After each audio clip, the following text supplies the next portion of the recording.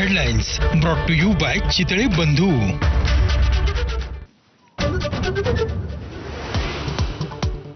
शिंदे सरकारच्या अजून एका निर्णयाला मुख्यमंत्र्यांकडून ब्रेक। तानाजी सावंतांनी दिलेल्या आरोग्य विभागाच्या 3200 कोटींच्या कामाला स्थगिती। किमती फुगवून पुण्याच्या कंपनीला कंत्राट दिल्याचा संशय।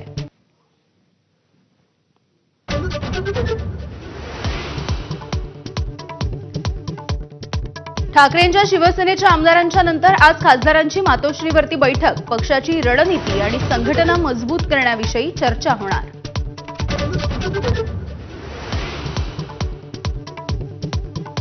सरसंघचालक मोहन भागवत कुठे महाकुंभामध्ये स्नान करण्यासाठी गेले होते। एकनाथ शिंदेंच्या टीकेच्या नंतर संजय राऊतांचा सवाल। गद्दारांना पुन्हा मातोश्रीवरती यावं लागेल असाही दावा।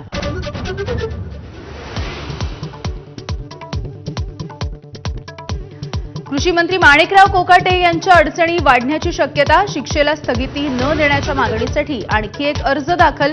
तर शिक्षेच्या अपिलावरती आज सत्र न्यायालय निर्णय देणार। शिवरायांबद्दल आक्षेपार्ह वक्तव्य करणाऱ्या प्रशांत कोरटकरच्या विरोधात नागपूरमध्ये सुद्धा गुन्हा। अटकेच्या मागणीसाठी आज बाईक रॅली। तर आलिशान रोल्स रॉयसमधून फिरतानाचा कोरटकरचा व्हिडिओ समोर।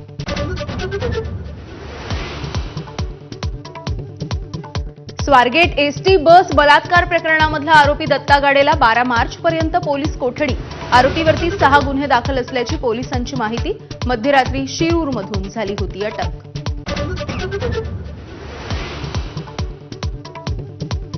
कानिफनाथ यात्रेमधील मुस्लिम व्यावसायिकांवरील बंदीचा ठराव रद्द।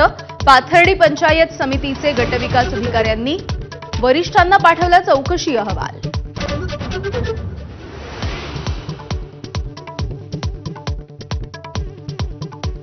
HSRP नंबर प्लेटवरून पुन्हा एकदा वाद पेटला। तिप्पट वसुली होत असल्याचा आरोप। शरद पवारांच्या राष्ट्रवादीचं मुख्यमंत्र्यांना पत्र। माझाच्या स्टिंग ऑपरेशनमध्ये धक्कादायक वास्तव उघड।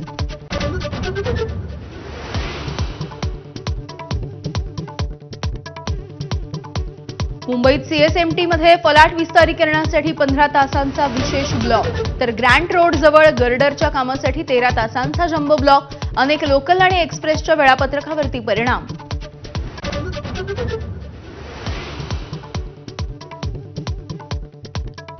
मुंबईतल्या सायनच्या पुलाचं काम कासव गतीनं सुरू। आधी शौचालयामुळे काम रखडलं।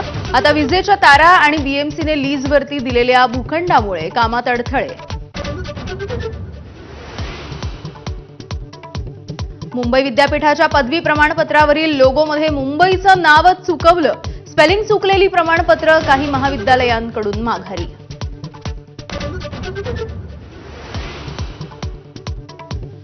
युद्ध संपवण्यासाठी अमेरिकेचा युक्रेनवरती मोठा दबाव। डोनाल्ड ट्रम्प आणि झेलेन्स्की यांच्यामध्ये भर मुलाखतीमध्ये अभूतपूर्व खडाजंगी।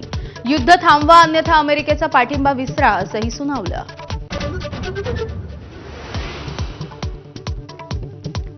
ट्रम्पसोबतच्या वर्तणुकीबद्दल माफी मागण्यासाठी झेलेन्स्कींचा नकार।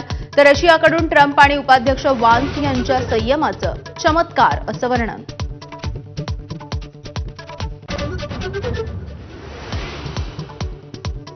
नमस्कार।